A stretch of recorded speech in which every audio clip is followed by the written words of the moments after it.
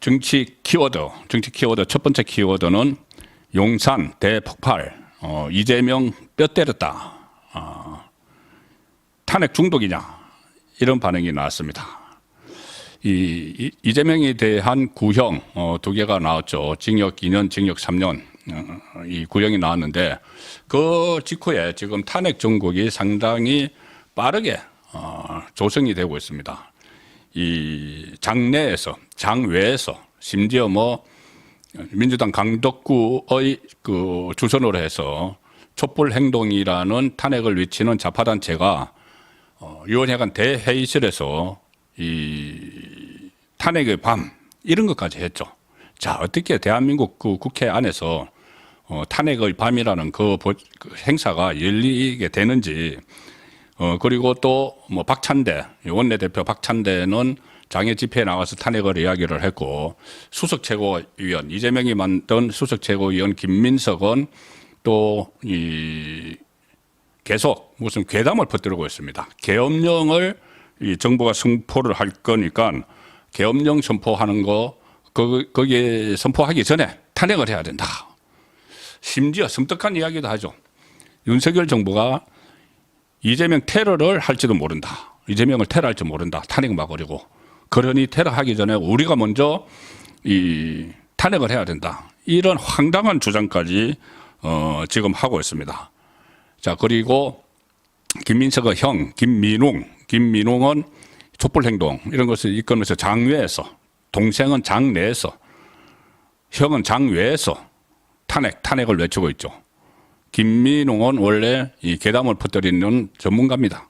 뭐 조국 백서 이런 저자이기도 하고, 자, 형제가 장내 장외에서 이렇게 탄핵 이야기를 하는데 이건 완전히 이재명 방탄을 위한 거죠. 그건 누가 봐도 뻔합니다.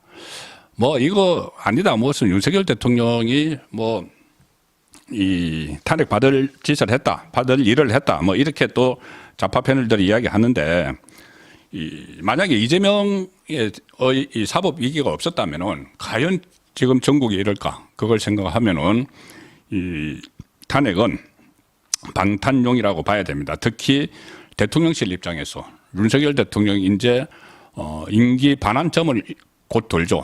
임기 반환점을 도는 시점인데, 제일 처음에 취임하고 나서 초기부터 이재명 쪽에서 윤석열 대통령 탄핵 이야기를 했습니다. 왜 그러냐면은 박근혜 전 대통령 탄핵을 해서 정권을 우파 정권을 조기에 종식시키고 이 본인들의 세상이 됐으니까는, 좌파가 집권을 했으니까 그런 재미를 한번 본 게 있으니 취임 초부터 탄핵 지금 임기 반환점을 도는데 탄핵 이재명뿐이 아니죠. 조국도 있죠. 조국도 지금 곧 구속될 위기에 처해 있으니까 어떻게든 대통령의 임기를 단축시켜서 본인들이 뜻하는 바 조기 대선을 이끌려는 그 목적으로 지금 탄핵을 계속 이야기를 하고 있는 겁니다. 자, 그러면 국민의힘에서 이걸 좀 제대로 정치적으로 방어를 해야 되는데, 소수당이라고 그냥 아무것도 할 수 없다 이렇게 할 게 아니죠. 정말 탄핵을 추진을 하고 그 국회에까지 이렇게 세력을 좌파 거리에서 탄핵을 외치는 세력을 국회에 끌어들이고 하면은 국민의힘 의원들이 그 앞에 가가지고 같이 맞불을 놔야 됩니다. 탄핵은 무슨 탄핵이나, 이 국회는 국회의원들이 주인이죠. 그런데 그 안방을 그대로 내주고 좌파 그 시민사회단체에 그냥 팔짱 끼고 서 있는, 자, 그런 모습을 보이면 안 되는 거죠. 자, 오죽하면 용산이 직접 나섰습니다. 용산이 오늘 대통령실에서 기자들과 대통령실 관계자가 만났는데, 이건 뭐 개인적으로 만나는 게 아니죠. 다 이 윤석열 대통령의 이 어종을 헤아려서 이렇게 다 하는 겁니다. 이렇게 이야기했습니다. 특히 지금 민주당을 비롯해서 야당에서 국회의원들이 모여서 이 탄핵 준비위원연대, 윤종호, 그 진보당 윤종호가 주도를 하고 있죠. 진보당은 통진당, 통합진보당 이석기의 후신들입니다. 진보당은 통진당의 후신이고 이석기의 영향력이 미치는 데입니다. 나라를 그 국가 내란 업무 혐의로 그 실형을 살아온. 자, 그런데 거기서 그 세력과 지금 손을 잡고 국회의원연대, 뭐 탄핵을 위한 의원연대 이런 걸 만드니 이 용산 대통령실에서 이렇게 이야기했습니다. 탄핵준비위원회가 아니라 그것은 방탄준비의원연대라고 불러야 된다. 이렇게 비꼬았습니다. 야당 일부 의원들이 탄핵 콘서트를 진행을 하고 있다. 그리고 탄핵준비연대를 가동하고 있는데 탄핵이 아니고 방탄 아니냐. 솔직히 말해보자. 그런 이야기죠. 또 그 이재명을 수사하는 검사들 지금 탄핵 발의하고 오늘 또 무슨 뭐 박상용 검사 청문회 열었죠. 그런 것도 있고 또 앞으로 이 판결이 마음에 안 들면은 또 판사들 탄핵하겠다 이렇게 나올 거니까 자 검사 판사 탄핵도 모자라서 최전선에서 맞서 싸워줘야 되는데 전혀 그렇게 강하게 나가는 모습을 보이지 못하고 있죠. 그리고 당대표 방탄하라고 다수당을 만드는 것이 아니다.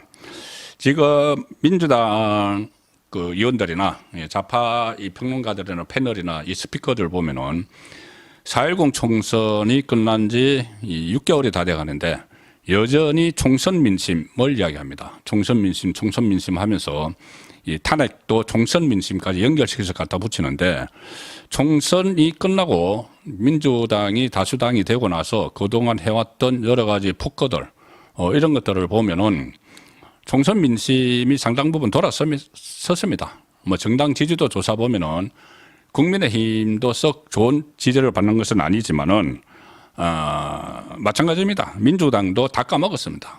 그런데 여전히 뭐 총선 민심 이런 이야기를 하고 있는 거죠. 자, 용산 대통령실에서는 갖가지 가짜뉴스 음모론을 세워서 탄핵 바람을 일으킨다고 해서 이재명의 혐의가 없어지는 것은 아니다.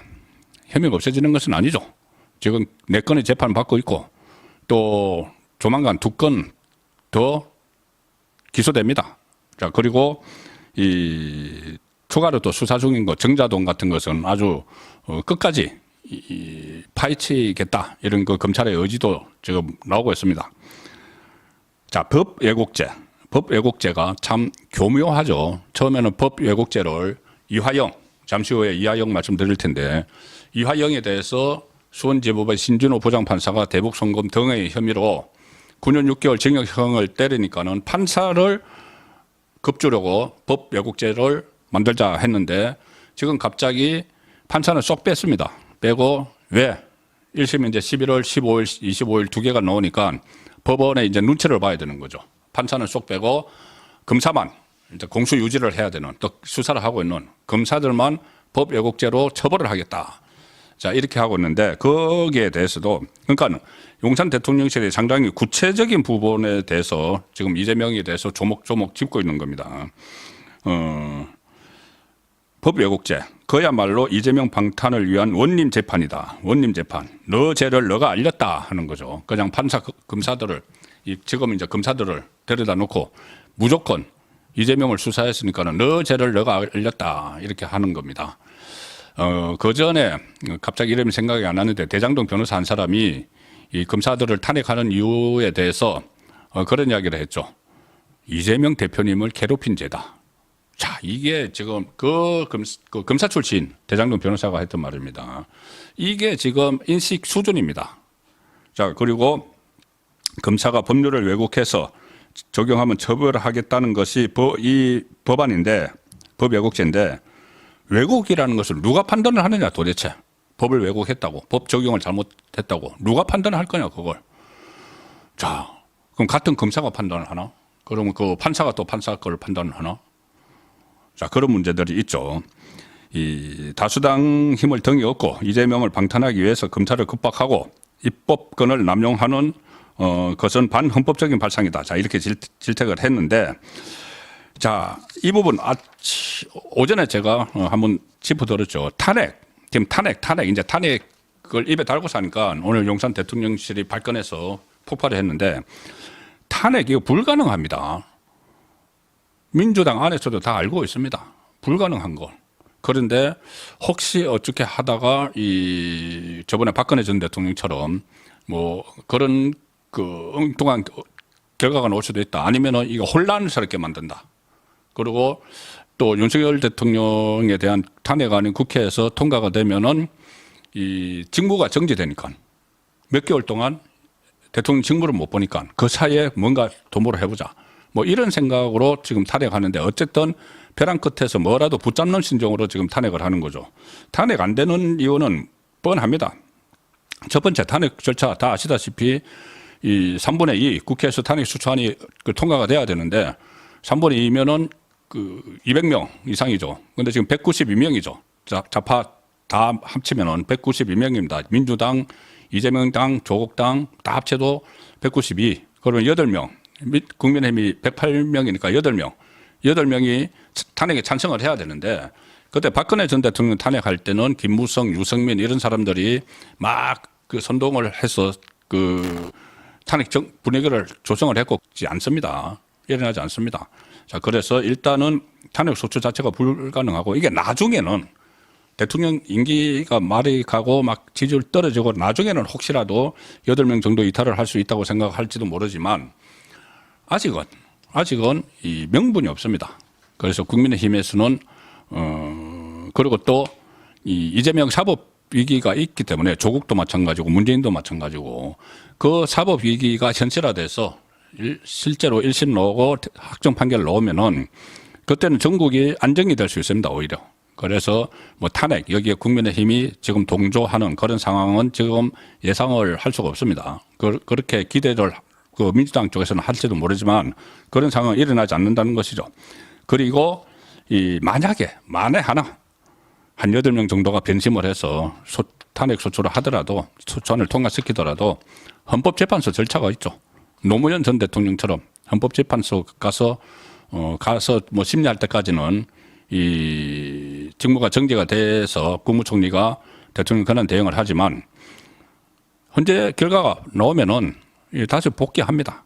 그런데 탄핵은 헌법상으로 볼 때도 전직 대통령이 직무와 관련해서 중대한 법률 위반이나 헌법 위배가 있을 때 탄핵을 하는 거죠. 그런데 민주당은 지금 정치 탄핵, 보복 탄핵을 하고 있는 거죠. 그리고 발목 잡기 탄핵. 그런데 헌법재판소에서는 그게 안 통하죠. 그냥 법률적으로 판단을 해서 윤석열 대통령이 과연 법이나 헌법을 위배한 게 있는가 그것을 판단을 하기 때문에 이게 통과될 가능성은 사실상 없습니다. 민주당은 그걸 어떻게라도 만들어 보려고 지금 김건희 특검법, 최상병 특검법을 또 통과를 시켰고 윤석열 대통령이 거부권을 행사했죠. 자, 그런데 거기서 이 최상병 특검법 같은 경우에 직권남용 꼬투리를 하나 잡아서 이제 법률 위반 그리고 뭐 김건희 국정농단 이야기까지 지금 하고 있죠. 국정농단 이야기 하고 있으니까 그것을 연결시켜서 탄핵 꼬투리를 잡으려고 하지만 이게 법률적으로는 또 다른 이야기가 됩니다. 자, 그래서 제가 오늘 전해드렸던 대로 송구그냥 혼술 시간에 전해드렸던 대로 오히려 민주당 안에서도 그런 말이 나오는 것을 저도 들었습니다. 민주당이 살 길은 윤석열 탄핵은 어려운 문제고 사실상 현실적으로 민주당 살 길은 오히려 이재명을 손절하는 게 낫다. 한시라도 빨리 이재명을 손절을 해서 새로운 체제를 가야 된다. 왜? 이재명 지금 1심이 나오고 하면은 결국은 다음 대통령 선거에 나오기도 어려운 사람이 됩니다. 1심, 2심, 3심까지 거치면은. 자, 그래서 윤석열 탄핵보다 이재명 손절이 낫다. 쉽다. 그 말씀을 제가 오늘 드렸었습니다.